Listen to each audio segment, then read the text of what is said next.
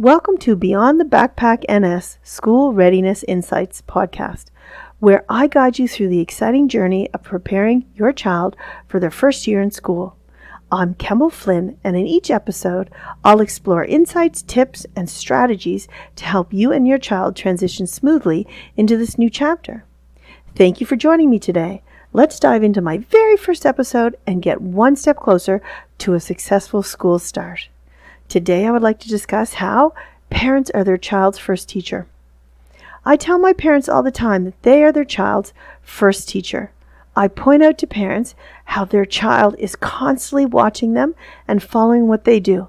Years ago, when I was teaching grade 2, one of my parents told me the following story.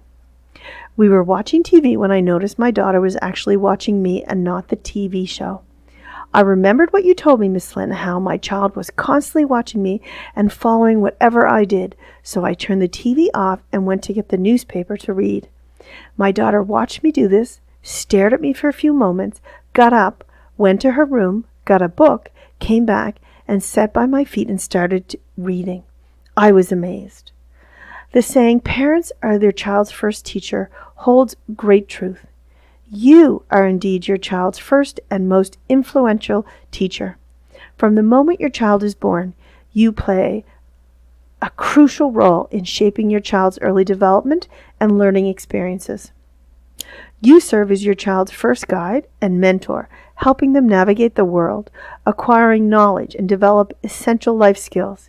You have a profound impact on your child's physical, emotional, cognitive, and social development. The parent-child relationship is one of the most significant factors in a child's early development.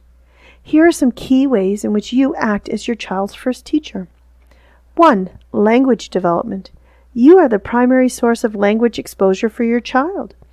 You introduce your child to language by talking, singing, and reading to them every day. These interactions are vital for building vocabulary, comprehension, and communication skills. 2. Social skills. You teach your child about social interactions and relationships by modeling appropriate behavior and encouraging positive interactions with others. 3. Emotional development. You help your child understand and manage their emotions, teach them empathy, compassion, and resilience. You teach your child how to interact with others, how to share and take turns. You provide emotional support, comfort, and security for them, which helps your child build a strong emotional foundation. 4. Basic life skills. You teach your child basic skills like eating, dressing, and hygiene in the early years. These basic life skills help your child with time management, organization, and decision-making later on. 5. Academic foundation. Before your child starts school, you are the teacher that introduces fundamental concepts like colors, shapes, counting, recognizing numbers, and the alphabet, helping them print their name and learn their name and recognize their name. You are preparing your child for future academic learning and success and fostering a love for learning. 6. Curiosity and exploration. You encourage curiosity and exploration by exposing your child to new experiences, places, and activities. You provide a safe and stimulating environment that promotes exploration and learning. 7. Values and morals. You instill values, beliefs, and moral principles, guiding your child in understanding right from wrong. You help your child's character and shape their identity and sense of morality. 8. Cultural, family traditions, and social awareness. You expose your child to their cultural heritage and family traditions, and you promote social awareness, helping your child understand diversity and inclusion. 9. Critical thinking and problem-solving skills. Through everyday challenges and activities, you help your child develop problem-solving and critical thinking skills, which are so useful in school, inside the classroom and outside of the classroom. 10. Independence and self-confidence. By allowing your child to make choices and take on age-appropriate responsibilities, you help build your child's independence and self-confidence and belief in their abilities. 11. Motor skills. You assist your child in the development of gross and fine motor skills, such as crawling, walking, or other physical activities, and holding objects and utensils and pencils and scissors. 12. Love and attachment. A loving and secure attachment with your child helps their overall development and well-being. As a parent, you continue to be your child's first teacher throughout their life, supporting and supplementing their formal education. It is you creating a nurturing environment that fosters curiosity, confidence, and a love for learning, which can greatly influence your child's future success and happiness in school. They have a love for learning before they come to school. They will continue that love for learning once they get into the classroom. What are some activities that will help you to remind you that you are your child's first teacher? Well, reading together. Spend some time reading books together daily. Discuss the story, the characters, and any new vocabulary or words they may not have understood.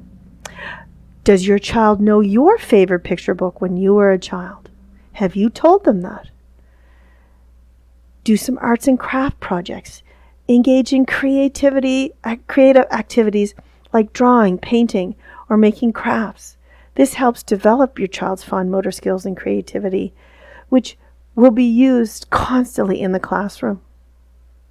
Outdoor exploration. Go for a nature walk and explore the environment. Talk about the plants, animals, and weather. And if you don't know the answers, kids love when you don't know the answers.